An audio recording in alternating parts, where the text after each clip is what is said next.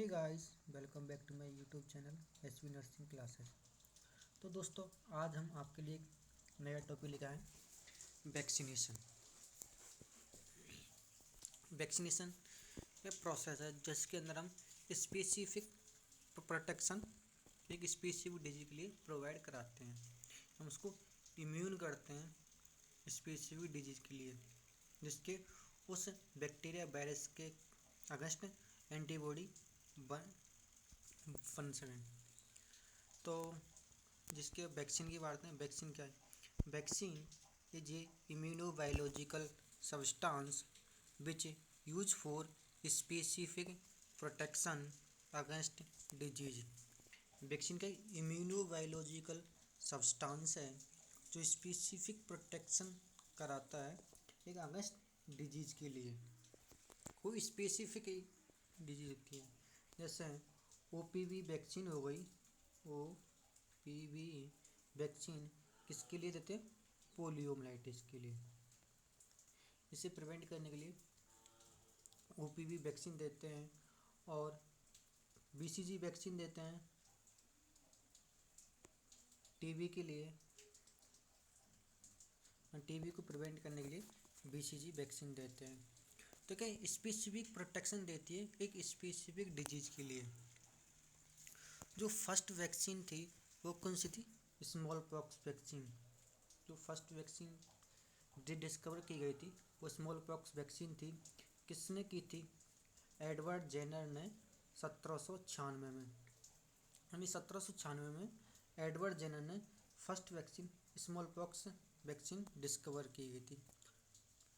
जो ये small pox vaccine है किससे ली गई थी?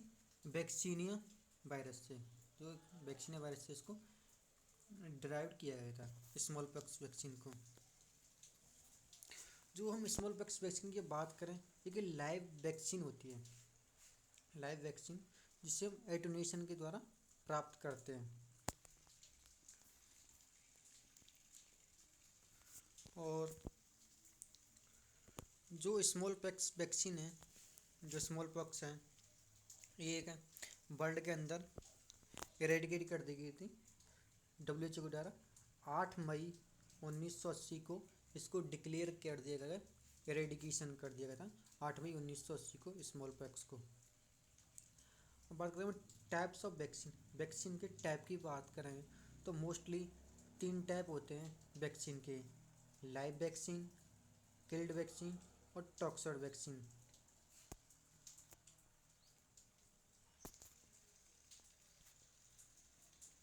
तो लाइव एटेन्यूएशन वैक्सीन, जो लाइव वैक्सीन है किससे प्राप्त की जाती हैं?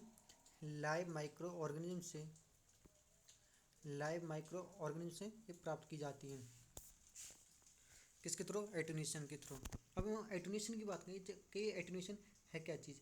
एटेन्यूएशन एक प्रोसेस है जिसके अंदर हम बैक्टीरिया या वायरस की विरुलेंस पावर को घटा देते हैं और जिसकी इम्यूनोजेनिसिटी है उसको मेंटेन करते हैं। यानी उसकी विरुलेंस पावर क्या होती है? Disease causing capacity. जो उसकी डिजीज कॉजिंग कैपेसिटी है उसको हम कम कर देते हैं और इम्यूनोजेनिसिटी को मेंटेन करते हैं, इंक्रीज इम्यून सिस्टम को जाते हैं। इसीलिए हम क्या करते हैं? एटेन्यूएशन कहते हैं। तो एटेन्यूएशन कहते हैं। अब हम बात करते हैं एग्जाम्पल की। जो एग्जाम्पल की बैक्टीरियल, दो से प्राप्त की जाए, एक तो बैक्टीरिया से और एक वायरस से। जो ये बैक्टीरियल हैं उनको बैक्टीरियल वैक्सीन बोलते हैं। इसमें कौन कौन सी आती हैं? बैक्टीरियल बीसीजी वैक्सीन हो गई और टाइफाइड वैक्सीन हो गई। जो बीसीजी वैक्सीन किसको दी जाती है? टीबी को प्रिवेंट करने के लिए। तो टाइफाइड वैक्सीन है तो टाइफाइड डिजीज को प्रिवेंट करने के लिए लगाई जाती है। बीसीजी की फुल फॉर्म बैसिलस कालमेट-गोरिन। इसके फुल फॉर्म है बीसीजी की। और वायरल वैक्सीन, तो वायरल वैक्सीन में कौन कौन सी आती हैं? Rota vaccine, chicken pox vaccine, OPV यानी ओरल पोलियो वैक्सीन, और येलो फीवर होगी, MMR vaccine, measles, mumps and rubella, ये तीनों वैक्सीन होती हैं। जो वायरल वैक्सीन होती हैं जो लाइव में होती हैं, वो जो भी माइक्रो ऑर्गेनिज्म होता है वो क्या है, लाइव होता है, लेकिन उसकी डिजीज कॉजिंग कैपेसिटी को कम कर देते हैं। किसके थ्रू? एटीन्यूएशन के थ्रू।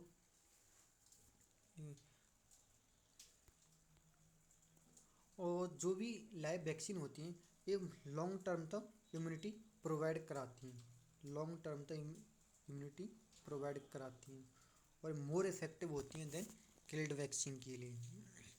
और जो भी ये लाइव वैक्सीन होती हैं इनको हम प्रेग्नेंट लेडी और जो इम्यूनो डेफिशिएंट वो होते हैं, पर्सन होते हैं, उनमें इसको नहीं दे चाहिए। इम्यूनो डेफिशिएंट है पर्सन के इनको नहीं देते हैं,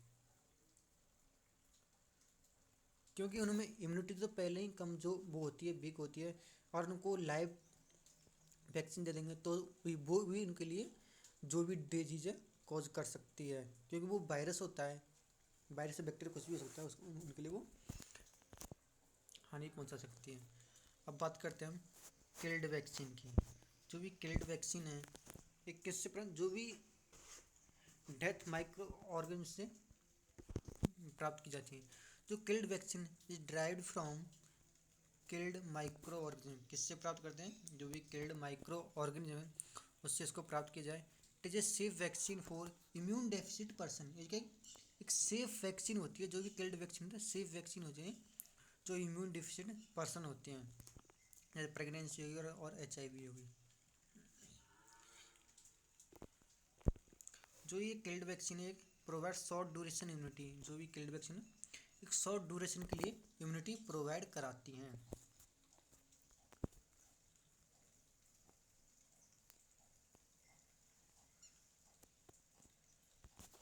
अब बात करना है इनके एग्जाम्पल की। जो भी एग्जाम्पल देखें तो बैक्टीरिया की टाइफाइड हो गई, cholera and pertussis, typhoid, cholera, pertussis, plague, ये क्या जो भी किल्ड माइक्रो है उनसे प्राप्त की जाती है। और वायरल किल्ड वैक्सीन कौन कौन सी? रेबीज, IPV जो साल्क के नाम से भी जानते हैं, influenza, hepatitis A and B, Japanese encephalitis. अब जापानीज एन्सेफेलाइटिस। अब बात करें थर्ड टाइप की, टॉक्सोड वैक्सीन। जो टॉक्सोड वैक्सीन है ये किससे ड्राइव होती है, किससे प्राप्त की? एक्सोटॉक्सिन से। जो एक्सोटॉक्सिन है उनसे इनको प्राप्त किया जाता है, जैसे सीक्रेशन, जो भी इनके बैक्टीरिया वायरल सीक्रेशन उससे इसको प्राप्त किया जाता है। जैसे diphtheria, DT and TT, diphtheria toxoid and tetanus toxoid. जो भी DT वैक्सीन है ये किससे प्राप्त की जाए? कॉर्नीबैक्टीरियम डिप्थेरी से। जो TT वैक्सीन है जो किससे प्राप्त की? टिटनेस टॉक्सोइड तो क्लोस्ट्रीडियम टिटेनी से। जो TT किससे क्लोस्ट्रीडियम टिटेनी से प्राप्त की जाएगी। और जो भी टॉक्सोइड हैं इनको हम इम्यूनोडेफिसिट पर्सन में भी लगा सकते हैं,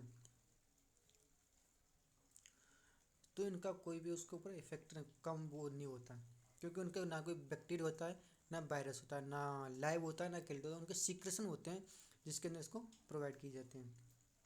थैंक यू दोस्तों फॉर वॉचिंग।